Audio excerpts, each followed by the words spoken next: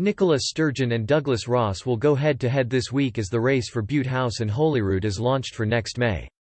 The new Scottish Tory leader Douglas Ross accused the SNP of letting down businesses and the economy, as he launched a new plan to boost jobs in the wake of COVID-19. Mr. Ross today launched his new election pledge claiming he would «power up Scotland» after COVID-19. Whilst Mr. Ross refused to say how much the proposals would cost, but he pledged a Scotland First procurement strategy, which they say would see the Scottish government spend more money locally.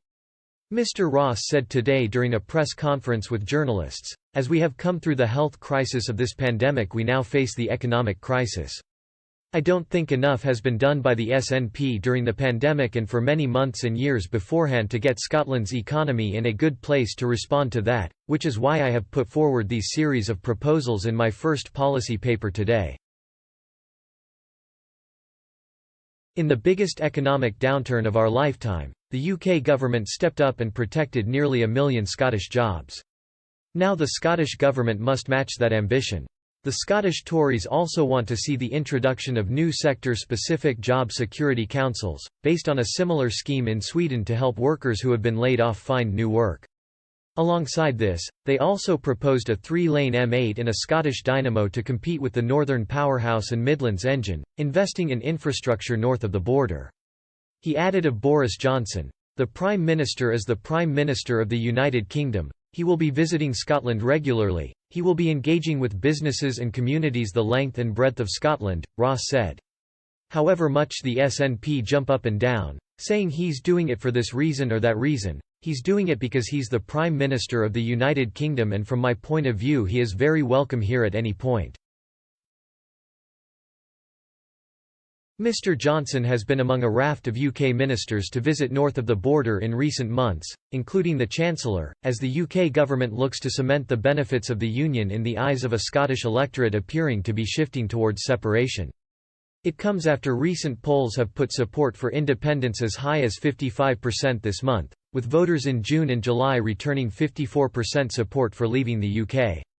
Another YouGov poll showed 66% of Scots favour First Minister Nicola Sturgeon after the SNP first came to power at Holyrood in 2007.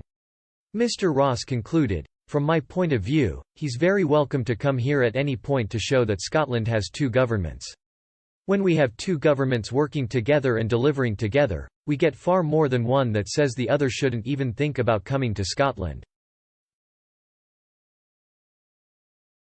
However, Nicola Sturgeon is set to reveal her rival policy on a national mission to create new fairer, green jobs as part of the country's recovery from coronavirus.